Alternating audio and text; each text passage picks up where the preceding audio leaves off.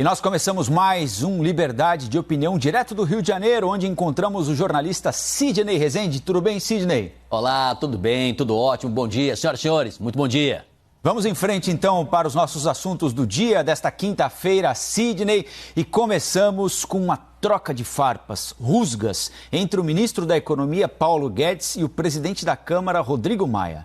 Guedes acusou Maia de interditar no Congresso Nacional as privatizações, num suposto acordo com partidos de esquerda, depois de Maia questionar o ministro sobre uma suposta interdição da discussão da reforma tributária. Nós separamos aqui um trecho da fala do ministro Paulo Guedes. Vamos acompanhar. Não há razão para interditar as privatizações. Há boatos de que haveria acordo do presidente da Câmara com a esquerda para não pautar as privatizações. Nós precisamos retomar as privatizações, temos que seguir com as reformas. Você acredita nisso, Sidney, que as privatizações não estão andando por um suposto acordo, um conluio do presidente da Câmara, Rodrigo Maia, e partidos de esquerda para desgastar o presidente Bolsonaro? Lá vou eu com meus exemplos aí, eu sei que o senhor e a senhora gostam, porque me mandam mensagens achando que isso é divertido. Quando nós tivemos aí menos aglomeração, mais gente em casa por conta da pandemia, 2, 3 semanas depois, os peixinhos voltaram aqui à Baía do Guanabara, o mar ficou mais limpo, as lagoas também, os pássaros começaram a voar mais tranquilamente, apareceram mais animais circulando pelas ruas, que antes eles não apareciam por causa do ser humano, dava a impressão que a natureza estava se revigorando. E estava mesmo, porque o ser humano deu uma acalmada. Deixa eu pegar esse exemplo e para você e a senhora e o senhor entenderem, e vamos aqui agora voltar para a história do Congresso Nacional, o Poder Legislativo, o Poder Judiciário. Tem certos momentos que é preciso fechar um pouco a boca, né? Esperar um pouquinho, ter um pouco mais de calma, tratar mais da ação do que do falatório, se estudar melhor as propostas, não anunciá-las antes da hora, conversar com os líderes que têm, de fato, poder concreto de fazer aquilo funcionar, explicar passo a passo, dialogar, trocar e depois se apresenta para a nação algo bem pesquisado, bem levantado, bem feito. Aqui mesmo eu fiz alguns elogios, essa é a minha opinião, que o governo, quando pretendia capitanear a agenda, ele estava cumprindo o seu papel, né, de poder executivo, ele estava mostrando na área da economia e da política quais são as suas cartas, suas intenções, seus próximos passos. Isso é muito bom. Agora tem que ter ditado, né, tem que combinar com os russos, tem que falar com o outro lado. E aí, quantas vezes elogiei aqui também, quando a articulação é mais profissional, o trabalho tende a ter um melhor resultado no contato do executivo com o legislativo. Vamos então agora para a terceira fase. Quando não se acerta isso, não é acertar de maneira errada, né, que muitas vezes se utiliza essa expressão. Não, quando não se trata item a item de maneira clara e transparente, aí começam os curtos-circuitos. Há um curto-circuito entre o presidente da Câmara, Rodrigo Maia, e a equipe econômica e o ministro Paulo Guedes. Mais até com Paulo Guedes do que com a equipe econômica. Há um curto-circuito. Há um curto-circuito entre políticos e seus vários grupos no Congresso Nacional, mas não é isso que está prejudicando o Executivo. O Executivo tem feito idas e vindas, né? E isso prejudica muito o entendimento. Então, sim, tanto privatização, reformas em geral, reforma tributária e administrativa, tudo está patinando e os peixinhos não vão voltar enquanto essa turma ficar mais na rua e menos em casa. Então, estudar mais, apresentar coisas mais bem acabadas. Me parece que nós estamos aí num show de improviso. E não está bom. Agora, depois dessa declaração do ministro da Economia, sugerindo aí um suposto conluio, um acordo entre Rodrigo Maia e partidos de esquerda para inviabilizar privatizações, nós ouvimos o presidente da Câmara, Rodrigo Maia. Quem conversou com ele foi a âncora da CNN, Daniela Lima. E o que disse o Rodrigo Maia? Que, preste atenção, que Paulo Guedes está desequilibrado e sugeriu que ele assista ao filme A Queda, que narra as últimas horas do ditador Adolf Hitler no poder. É uma resposta dura, não é, Sidney? Há ponto de retorno para uma relação tão desgastada entre duas figuras que, independentemente dos nomes, mas do ponto de vista institucional, são fundamentais, por exemplo, para a discussão das formas de financiamento do programa Renda Cidadã, do andamento da reforma tributária, até do andamento das privatizações? sempre há uma porta e uma janela para a volta, né? Os atores Elizabeth Taylor e Richard Burton separaram tantas vezes, voltaram, depois as turras separaram de novo, depois voltaram novamente e assim N vezes. Sempre se tem, mas é preciso que haja amor, né? Que haja paixão, que haja proximidade. Então, adaptando essa relação, o que está acontecendo? Nós estamos aí com uma eleição presidencial antecipada, aí o presidente da República acaba tendo uma responsabilidade nisso, é preciso falar menos em 2022 e mais de ações concretas. Estamos no meio de um governo que não conseguiu concluir ainda as suas promessas de campanha. Ontem eu tive o cuidado de dar uma olhadinha nos planos de governo e nas principais entrevistas do presidente Jair Bolsonaro e vi ali que ele tinha muita intenção quando candidato e depois já eleito, mas ainda não tinha tomado posse, e depois verifiquei também que não conseguiu entregar o que ele imaginava fazer, expectativa e realidade. Agora, o que disse Rodrigo Maia foi muito pesado. Estamos falando ali no fim de uma ditadura em que Adolf Hitler ele vai perdendo o seu poder e começa a perder a noção da realidade. Ele imagina que as suas tropas ainda tenham condições de reagir contra os aliados quando ela já estava destruída e os adversários dele, principalmente os russos, já estavam chegando a Berlim, muito próximo dele, e depois acabou tendo um suicídio literal porque ele, enfim, acabou por responsabilizar os outros como se ele não tivesse culpa, quando a Alemanha, na Segunda Guerra, já estava ali mais do que derrotada. Só faltava homologar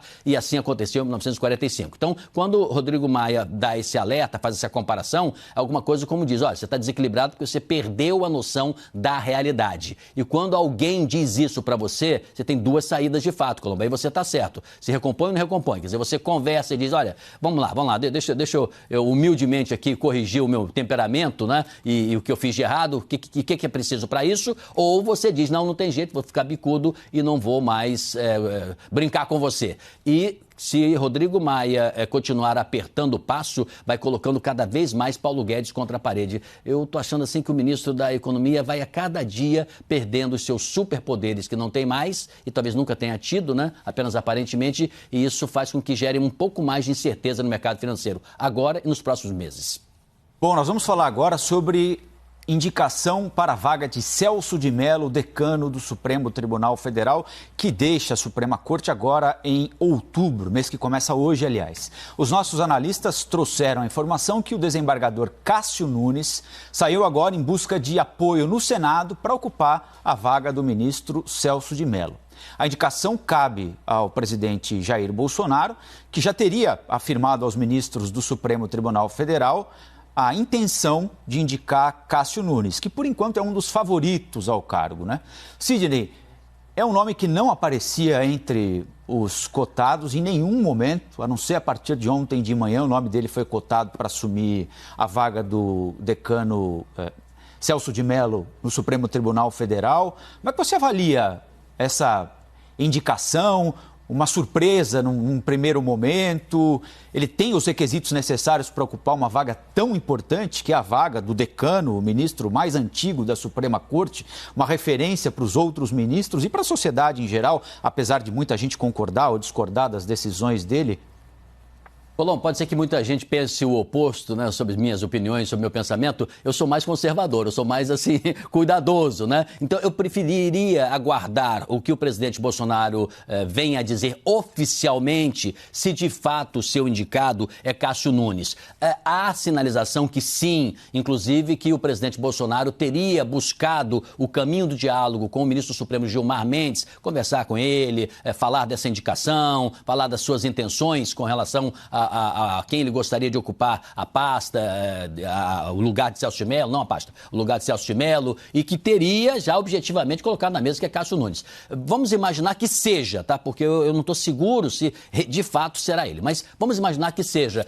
Tem uma coisa interessante. A oposição não viu com maus olhos a indicação dele, não. Eu conversei ontem com líderes importantes da oposição no Senado. Eles disseram, olha, a gente torce para que ele se faça um bom desempenho, seja sabatinado, se ele for escolhido, né? E que se saia muito bem. Eu vou até literalmente falar o que um deles me disse, porque está aqui anotado. O Randolfo, o senador Randolfo, por exemplo, tão combativo, ele disse o seguinte, olha, considerando as apostas e os perfis já cogitados, a indicação até me trouxe surpresa. Trata-se de um magistrado com uma carreira consolidada e respeitável. Espero que tenha uma ótima performance na sabatina que faremos.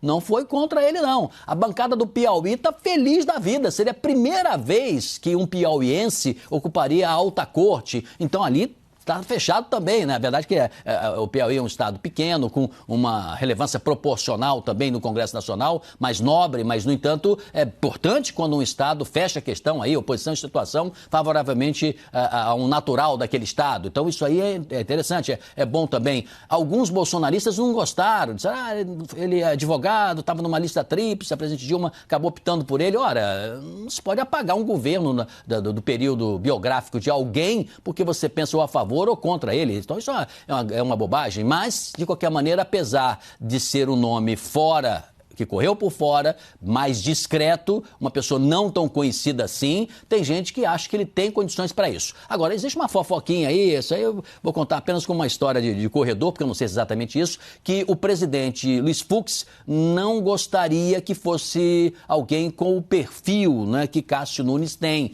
que ele teria até alguém para indicar, seria o ministro Salomão, que está no Superior Tribunal e seria melhor para a função, ou seja, ele gostaria de alguém com conhecimento ainda mais profundo. Esse rapaz é jovem, 48 anos, o Cássio, né? Vai ficar mais 27 anos ali na corte. Então, eu preferiria, voltando ao início da minha fala, esperar um pouquinho o presidente oficializar. Vai que não é esse nome, fica aí balão de ensaio, a gente fala um monte de bobagem aqui, não é, né? Tem que esperar um pouco. Agora, você acha, Sidney, que dado o perfil do presidente da República, ele pode digerir mal essa boa aceitação, digamos assim, de alguns partidos que fazem oposição a ele, ao nome que ele vai indicar ou pretende indicar para o Supremo Tribunal Federal? Ele normalmente gere mal e ele já disse isso. Quando a imprensa, né, vê com bons olhos alguma coisa, ele já não gosta. Quando a oposição abraça, né, alguma tese ou alguém, ele retrai um pouquinho. Mas olha, é engraçado, eu tenho medo de falar o que eu falar aqui porque eu posso estar totalmente errado, mas me deu a sensação, Colombo, que ele está mais de olho no Nordeste, sabe? Ao colocar um nordestino, alguém identificado com aquela região, me pareceu mais forte até do que ser alguém terrivelmente evangélico ou ser alguém conservador de direita. O presidente está muito interessado em jogar a rede para pegar os peixes, né, a grande quantidade de peixes simpáticos ao PT, que durante muito tempo aquela região foi uma região mais petista, mais à esquerda, mais agradecida por causa do Bolsa Família. O presidente está nessa trilha, né? Por isso que o Renda Cidadã, de alguma maneira, dá um certo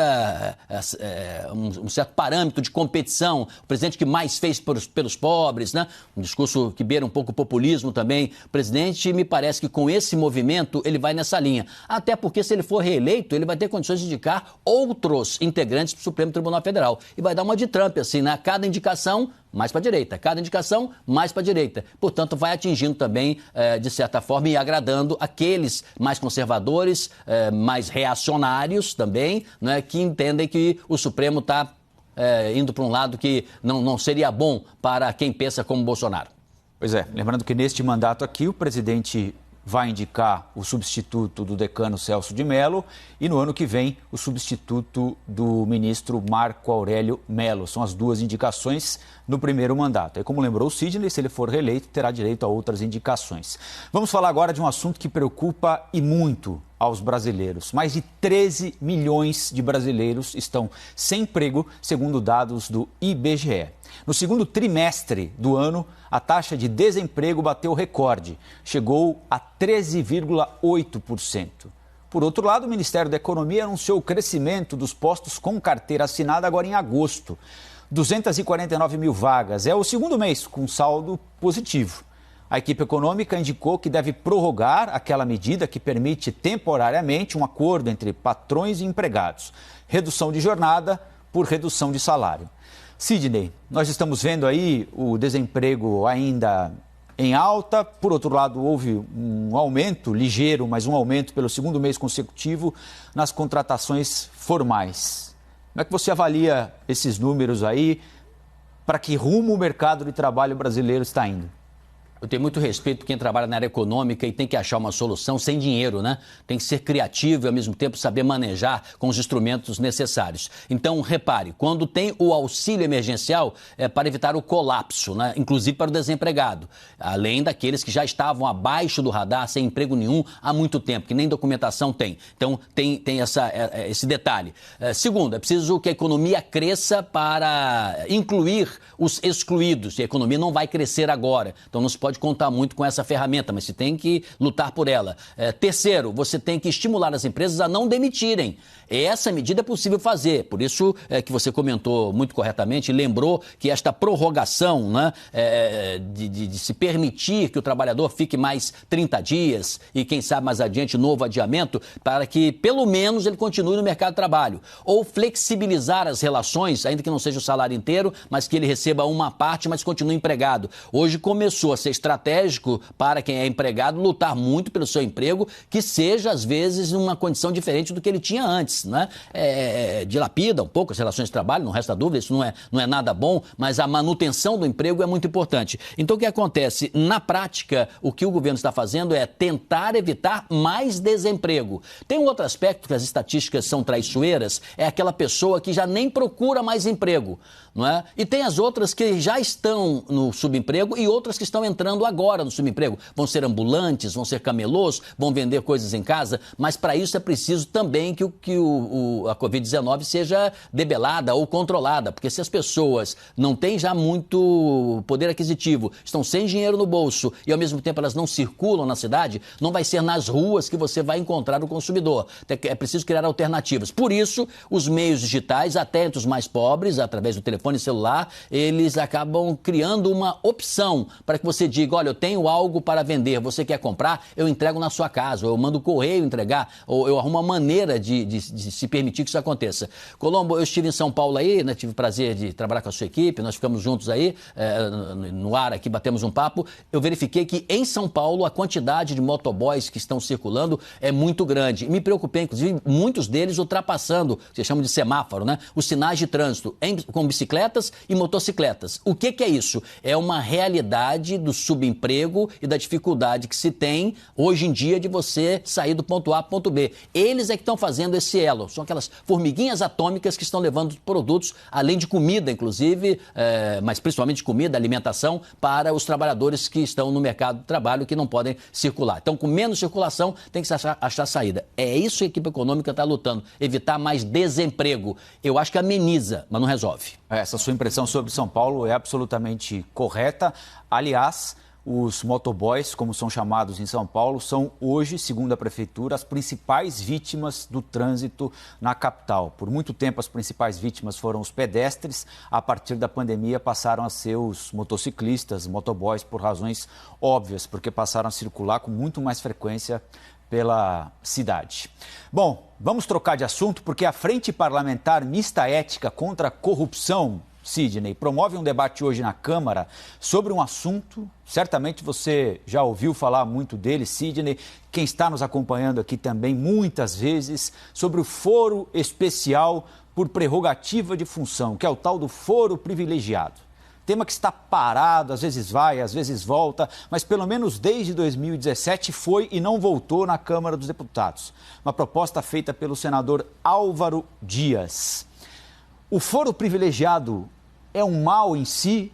Deve ser extinto? Devem existir regras intermediárias para quem ocupa cargo público? Qual a sua avaliação sobre esse tema? E é bom retomar essa discussão neste momento, Sidney? Fundamental, isso tem que ser revisto. Extinguir, eu não sou a favor, mas sou a favor de fazer uma revisão. E eu fui fazer uma pesquisa outro dia sobre isso, né, e verificando que você vai tocar nesse assunto, eu recuperei essa pesquisa, que mostra o seguinte, os limites do privilégio. A vida brasileira está cercada de privilégios para cargos de alto escalão, para cúpula, para elite governamental e de poder em geral. Então eu fui ver o seguinte, isso começou já na primeira Constituição brasileira, 1824, no Império. Ali tinha um artigo, o artigo 99, que dizia o seguinte, o imperador tinha privilégio absoluto. A pessoa do imperador, ela era inviolável e sagrada com relação à sua circulação, não estando sujeito a responsabilidade alguma alguma, o imperador podia fazer o que ele quisesse, que ele estava coberto pela lei. Isso em 1824. Aí vem a República. Você fala, vai mudar, né? Monarquia foi embora, agora vai mudar. Não, os privilégios continuaram e foram alargando. Em 1891, nós tivemos uma Constituição muito rápida, por exemplo, apenas o presidente seria submetido a foro privilegiado. Em caso de crime comum, aí seria o Supremo, o STF, que julgaria o presidente. E em caso de crime de responsabilidade, o Senado. Mas o privilégio continuou. O imperador foi embora, mas o presidente acabou se beneficiando. Aí vem uma nova Constituição e em todas elas foi se alargando os privilégios. Em 34, por exemplo, se estendeu não só ao presidente, aí começa aos ministros da Corte Suprema, ministro de Estado, ministro de Tribunal, Tribunal de Contas, da Procuradoria, os juízes federais, embaixadores, e de 34 para frente, todas as outras constituições mais privilegiados. Aí você fala assim, mas não, isso vai acabar na democracia. Ou pode pensar assim, na ditadura acaba, né? Depois de 64. Não, continuaram ali os privilégios e aumentaram. Inclusive a Constituição ali no período da ditadura. Aí você fala, vem a democracia, agora vai mudar tudo. Colombo, mais privilégios ainda. Eu cheguei até a tirar fotografia aqui no meu celular, porque eu imaginava que pudesse dar tempo de eu abrir. Ela completou 3 fotos com a quantidade de cargos e de funções privilegiadas no Brasil. Isso precisa ser revisto. O foro privilegiado é importante para um parlamentar quando ele tem que ter a liberdade para denunciar. Ele não pode ser perseguido. Então ele é perfeito. Mas caso contrário, todos os outros cargos precisam de revisão. Hoje tem cargos que você não tem ideia. 3 páginas de fotografias, letra bem pequenininha, uma atrás da outra. Não precisa mudar? Precisa. Sidney, ótima quinta-feira e até amanhã, hein? Até amanhã.